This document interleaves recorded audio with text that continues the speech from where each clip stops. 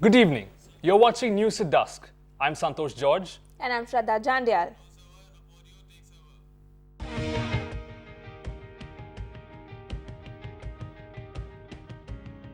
Could have an impact upon DMK Chief Karunanidhi's leadership. Hospitals across the nation take preventive measures against the Ebola epidemic.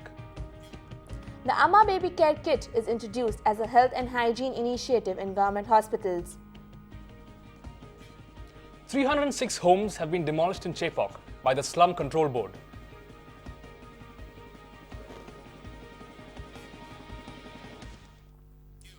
So, is DMK Chief Karunanidhi really being pressurized by his son MK Stalin to step down? We find out. Stalin do not intend to put pressure on Kalaignar Karunanidhi because he knows that he is going to be the next choice of the party. The entire party is with him, so there is no need to lose a senior leader with so much of experience, the senior most political leader of this country. There is no rivalry at all as of now. It is a tussle between two brothers on a different issue, not on capturing power in the party. In the last decade, the first family of Tamil Nadu have graduated from legislators to ministers, party members to strategists, and eventually from local to national level politicians. Political analyst Ganani Shankaran joins us to share his views. Karunanidhi has to step down inevitably. He's quite pretty old already. Right. DMK is the only party where you have factions only within the family. You have a Stalin faction, you have a Alagiri faction, then Kadimuri faction, Dayanidhi Maran's faction. Right. So this only within the family there is a faction. But outside the party family, there is no party faction there throughout. The party has been very disciplined and obeying the commands of Karunanidhi and the top leadership. DMK Chief Karunanidhi has always tilted towards Stalin when the question of succession came up. However, when the succession issue comes up, party insiders claim that MK Alagiri would flare up and ensure that no decision was taken. There is a possibility if Karunanidhi is not paying attention to what he says or he is not going to listen to Stalin, he might as well send Karunanidhi out of the party. That's a drastic step, but it will take some time. And party is in trouble now, in a crisis. Alagiri has become almost a non-entity. So it is the fight between the father and the son, and how the people in general will take Karunanidhi's ouster, it has to be seen. Recent events in the Dravidian party have demonstrated that DMK Chief Karunanidhi may not be ready to cede leadership to his third son, MK Stalin. They claim that it's more to do with family politics than party politics. Reporting live with Smita, this is Shakti Shankar for ACJ News. Hospitals in India have started taking preventive measures against the Ebola epidemic. More than 1 million people have been affected worldwide.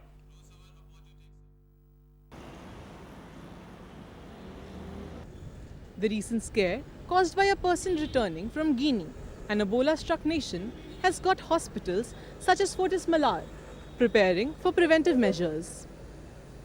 While the West African nations continue to lose lives to the Ebola virus disease, World Health Organization has declared it a public health emergency. Ebola virus is transmitted to people through body fluids and secretions, especially blood. It is similar to HIV, but here the mortality rate is very high. It is about 60 to 90%. And there is no cure for this Ebola virus. You can only use supportive measures, to handle the patient. Security across Indian airports has been tightened after the arrival of a man suspected to be carrying the virus at the Chennai airport. Hospitals in the country are preparing themselves in case the disease breaks out in India. Only a hospital has got 2 or 3 steps. One is to isolate a patient wherever there is a high alert disease like this. Second is to inform the employees who are going to be taking care of this patient to take universal precautions. And since this is a very highly infectious disease, so there is a step above where they go for wearing glasses, goggles and stuff like that before interacting with the patient. Third is to inform the appropriate authorities and take necessary actions. Although the virus hasn't spread in India, hospitals have been proactive in taking precautions. For ACJ News, this is Saundarya Talwar signing off with camera person Shalina Pillai. 67 crores have been allotted by the Tamil Nadu government for a new health scheme which has been introduced as the Amma Baby Care Kit. The Amma Baby Care Kit scheme, which has been allotted Rs 67 crore, is Tamil Nadu's latest health initiative. It aims to benefit 6.7 lakh infants annually. பிறக்கின்ற குழந்தைக்கு முதலிலே towel கொடுக்கிறார்கள். அவர் அந்த குழந்தைகள் அணிந்து கொள்வதற்கு உடைகள் கொடுக்கிறார்கள். அந்த குழந்தை படுத்து தூங்குவதற்கு அருமையான மெத்தை கொடுத்திருக்கிறார்கள். அந்த குழந்தையை கொசுவிலே இருந்து பாதுகாப்பதற்கு கொசுவலை கொடுத்திருக்கிறார்கள். அந்த குழந்தையை தொட்டு தூக்கும் பொழுது கிருமிகள் அந்த குழந்தையின் மீது பாய்ந்து விடக்கூடாது என்பதற்காக சுத்தமாக கையை கழுவிக்கொள்வதற்காக அதற்குரிய மருந்து கொடுத்திருக்கிறார்கள். This compact kit worth Rs 1,000 will be given free of cost to all mothers who deliver in any government hospital in the state.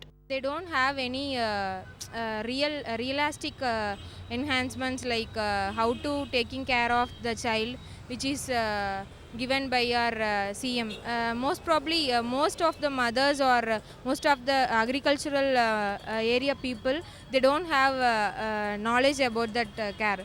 So it is a better thing to give some advertisements related to this so that it can be helpful for them. The Amma Baby Care Kit scheme aims to promote health and hygiene for mothers and their newborn babies. This is Shalini Lobo with camera person Santosh George and Sitadri Dara for ACJ News. Over 300 homes have been demolished in Chepauk under the orders of the Slum Control Board of Chennai. Behind the Chepauk Stadium lies the Loknagar slums, which used to house more than 306 families. The slum, home to more than 1,500 people, was demolished recently by an order passed by the Slum Control Board of Chennai. They broke down the building because it was very old. The slum board has promised a new building in return. Around 306 families were living in the society. The slum included a local primary school, which was also demolished in the process. The children who used to play in the school now plays on the ravages of their home. The sanitation and drinking water facilities in the area is completely demolished. They've promised that the houses will be reconstructed in 15 months, but there is no guarantee. They have been given only 8,000 rupees to find new houses. If the rent crosses this budget, then the family will have to arrange money on their own.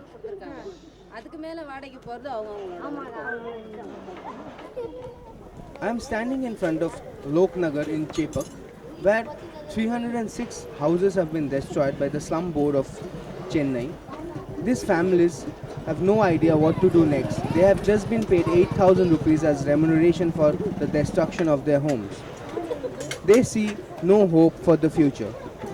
With camera person Shraddha and Shreya, Shayan Mazumdar reporting for ACJ News. We'll be back after a short break.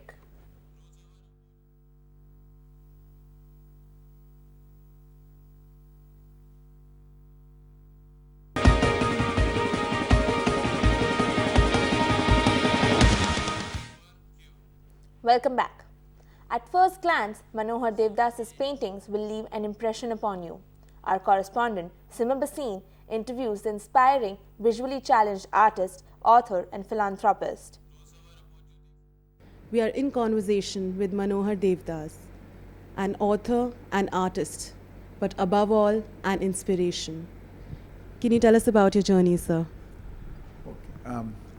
I was fortunate to marry a very talented, extremely good-natured and a person with a keen sense of humor, and we had a very happy married life. She was also artistic and I was artistic, and we used to write letters full of illustrations and fun and all that. An artist, an author, and a philanthropist, Manohar Devdas suffers from a genetic disorder that causes his vision to degenerate, for which there is no known cure. His wife Mahima became paraplegic after a car accident, shortly after which he lost his vision in his right eye. But neither of them ever gave up on life. Then I wrote N. Ram of Hindu. He suggested, your drawings are so beautiful. You only illustrated a story. Why don't you write a book on Madurai with lot of drawings, at least 50, 60 drawings? That would be a record. It will be of historic value. How Madurai was in the latter half of the 20th century. So it was a wonderful idea. Already I had 35 drawings in Greenwell years. So I added more and more and more drawings. Kept on working on them. The nice thing was, now my wife is in a wheelchair. She cannot move. And I had a vision problem. So normally what would one think is, one reading would go down because she was in a wheelchair, she has to sit and then only she can read. And I was losing my vision and it was very difficult for me to read. And my quality of my artwork and turnover of my artwork should diminish. But on the contrary, the quantum as well as the quality of my artwork enormously increased. They say that there are some stories that are meant to be told, and this was definitely one of them. This is Simar Bhasin with camera persons Shalini Lobo and Shayan Ghosh for ACJ News. For the first time in Tamil Nadu, the CBSE board introduces Sanskrit Week as an initiative to promote the ancient language amongst school students. When was the last time you read and wrote in Sanskrit? Nobody remembers. All the major CBSE schools celebrated Sanskrit Week from 7th of August to 13th of August 2014 in Chennai. The idea of Modi government to revive the age-old tradition of Sanskrit as an educational medium germinated this idea on June 30th. Today we'll find out how this Sanskrit Week turned out in Chennai. Sir, of what importance do you think Sanskrit is in education, especially in India? To promote the culture and the individual life of each and everyone. Every individual can do, every individual can support, and should not see that is it's not a state language or anything, it's a common language. Already it is called the world language, it is a source for all the language. Sanskrit is an Asian language and roots of most languages in India. It has survived and sustained its vitality since 2500 BC. Sanskrit is still spoken in a few places in India. Many CBSE schools have Sanskrit as a part of their curriculum. To revive the language, Modi government came up with the idea of Sanskrit Week in all CBSE schools across Chennai. And they made everything in Sanskrit. For example, the news, and they presented in Sanskrit, as well as the thought which they gave in Sanskrit, and also the special program. They made a skit which was based on Sanskrit topic, which was the importance of Sanskrit, and that's it. Despite all the controversies, the Sanskrit Week in Chennai schools went really well. However, the media was not allowed to cover the celebrations. On a positive note, both teachers and students feel that next year is going to be better. With camera person Sarayu, this is Siddharth for ACJ News. Once upon a time, families in Chennai sat together to watch black and white television. This Independence Day, Doordarshan Kendra celebrates its 40 years. In 1975, on the 15th of August, this emblem appeared on the TV screens of Tamilian households for the very first time. This journey of Doordarshan Kendra Madras will be marking its 40th year this Independence Day. Doordarshan was started in 1975 August. That was on the 15th of August. It was a sole source of entertainment to the entire city. Rather, it was broadcasting for about, say, 25 square kilometers around us, like the FM stations today. Then they expanded. Now, after that, it was a only broadcast then. It was a monopoly. The channel brought an assortment of entertainment and information to the common masses of Tamil Nadu. Those days it was very simple. We go there, we cover, and then people can see. Whoever has got a television, they can see it. Those days black and white. And the kind of lenses we can see maximum is a long shot only, not much of close up. Now these days more than 4 cameras. They have 8 cameras. We can show a lot of things we can show. However, with the penetration of private channels over time, Doordarshan has been losing its value even in Chennai. So Doordarshan, I think, needs to transform itself to something like what the BBC is doing or what the PBS set out to do in the United States. Be a public broadcaster in letter and spirit. And that's the only way you can get a broadcasting in India, actually. Once the sole entertainer of common people, Doordarshan has lost its value over the years. Nonetheless, the heritage of the Doordarshan still remains, and the fact that it's completing its 40th year is a matter of pride. With camera persons Shayan and Shraddha, this is Shreya reporting for ACJ News. Don't go anywhere. We'll be right back after a short break.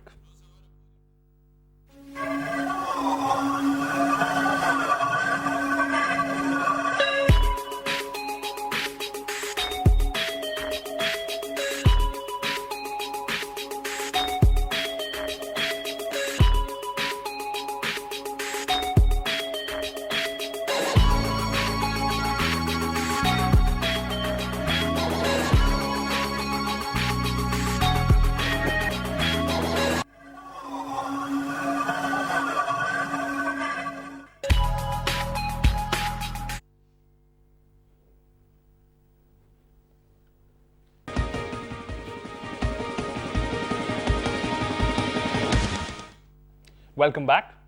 Animal welfare organization Blue Cross celebrates their Golden Jubilee year.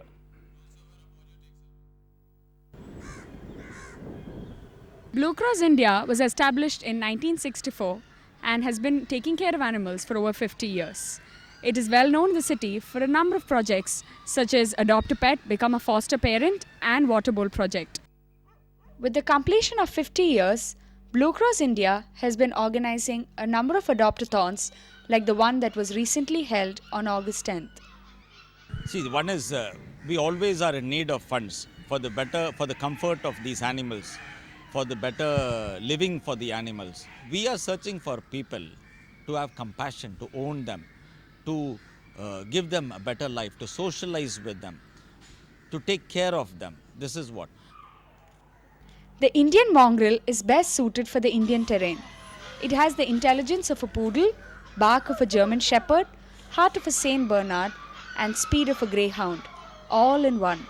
They are best suited for our houses because of their short coat, extremely good temperament, highly trainability, and their loyalty. So each one of us should try and give one four-legged friend a home. There are 58 persons to one dog. If each family adopts an animal, there would be a home for every stray. So now you know what you have to do this weekend. Adopt a pet.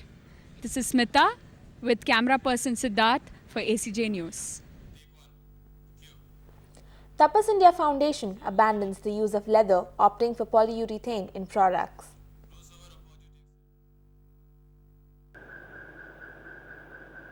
A Chennai-based catalyst firm, Tapas India Foundation, has come up with an unique project called Mercy.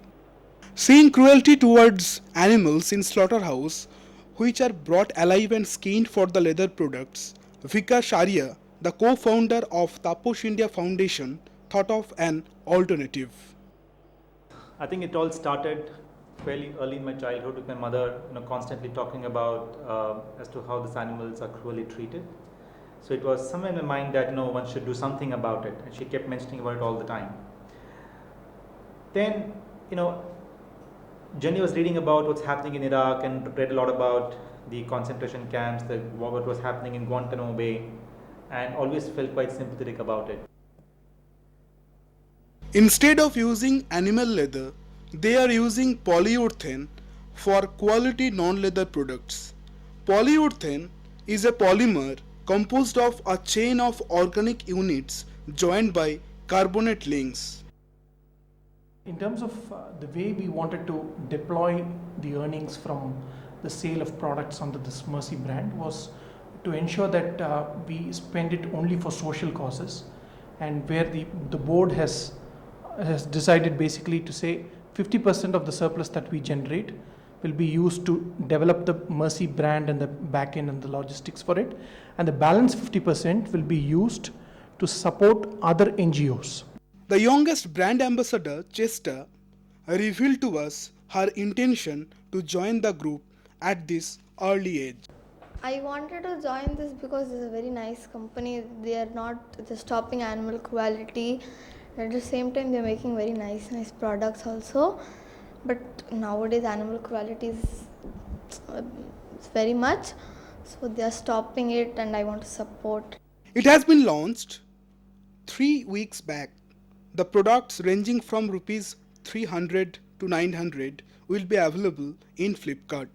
Not only the prevention of animal killing, but also to provide jobs to different NGOs across India are the two objectives of Taposh India Foundation. This is Shitadri with camera person Santosh George and Shalini Lobo for ACJ News. One of the oldest churches in the Indian subcontinent, the Armenian Church, will host a photography exhibition unraveling the history of Armenians in Chennai. Built in the year 1712, the Armenian Church is one of the oldest of the country. Also called the Church of Virgin Mary, the church was the first building created by the Armenians in Chennai. Official reports suggest that no Armenians are left in the city, but the Armenian Church Committee in Kolkata are still in charge of its maintenance. All of India, there is only 200 Armenians left all of India, and they are in Calcutta. And they are maintaining all the churches in India. One in Delhi, 3 in Calcutta, 1 in Bombay, 1 in Chennai. But once a year or twice a year, we get the Armenian Association from Calcutta coming with some elderly people, and they have an Armenian college in Calcutta where they pick up all the poor Armenians around the world, educate them from first standard to college, and send them back to whichever country they come from. So they come with some Armenian college students. They have a mass here. They come in the morning, they have a mass, and the evening they go back. The Armenian Church is well known for its belfry, which houses 6 bells and is also the burial ground of about 350 Armenians. The most famous of them is Reverend Harutin Shmavavin, the publisher editor of the world's first Armenian periodical. Armenians were mainly merchants. They had funds, they had money. So with Shahamirian's financial, with his money, they do a part of this church, the printing house. In the printing house, they published books translated. For example, a book from Voltaire, the French philosopher, a book from Florian or Marmontel, other French philosophers. They traduced and published a book of Buffon about the natural history. A lot of time has passed, and according to the official studies, there are no Armenians left in Chennai. But still, the church remains in all its glory. With camera person Simar Bhasin, this is Shayan Ghosh for ACJ News. Our correspondent Sylvie Kalra speaks to women breaking gender barriers after this short break.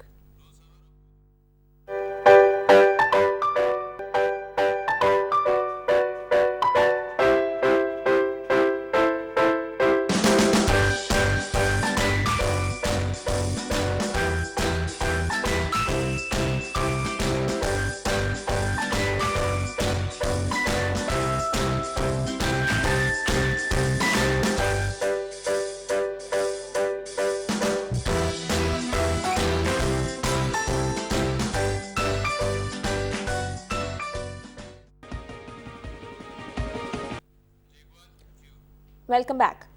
Traditional Indian society has always been accustomed to male guards. Today, we find women guards breaking boundaries, employed in industrial and commercial sectors.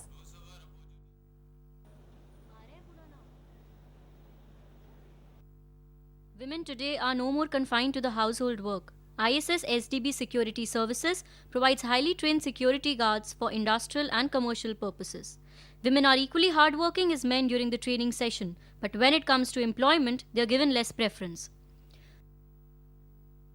At ISS, we employ lady guards when asked by the clients and provided them to the clients. For these lady guards, we give the training at the training academy at Pural.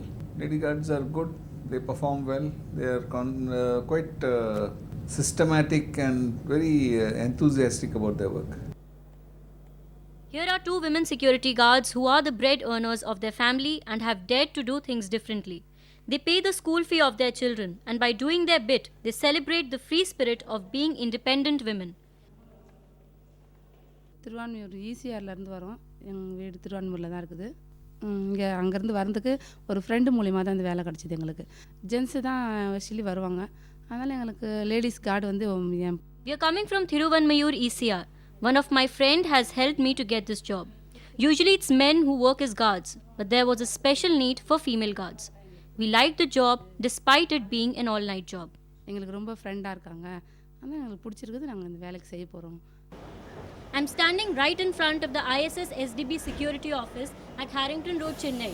Earlier, women were looked upon as beings to be guarded, but now they've moved beyond the barrier and are working as security guards. This is Sylvie Kalra with camera person Shalakha reporting for ECJ News. Meanwhile, our lovely lady Shraddha Jandyal caught up with award-winning director Gyan Korea, who spoke to us about The Good Road, India's entry to the Oscars. The Golapuri Srinivas Award was first announced in the year 1997 in the honor of Telugu film director Golapuri Srinivas.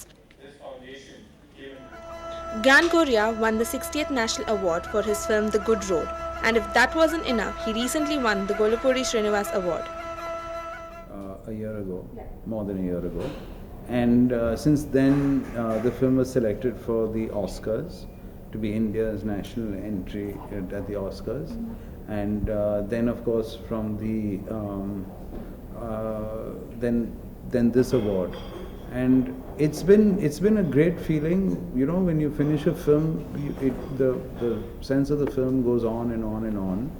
And the life of the film, sorry, not sense of the film, the life of the film goes on, and if it's a good film, it goes on longer.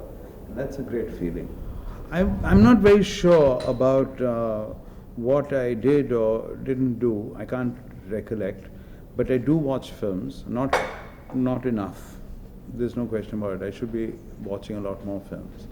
But I did contemplate and think about everything. And in that sense, you see, in advertising also, we tend to look at everything of a film before it's made in great detail and examine it in our mind. And I think I went through the same thing in film. But as I said, it's bigger and different.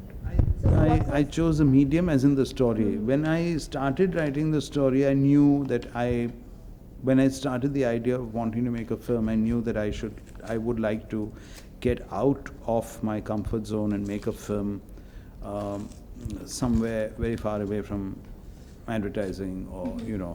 And I kind of gravitated towards highways and I started traveling on highways.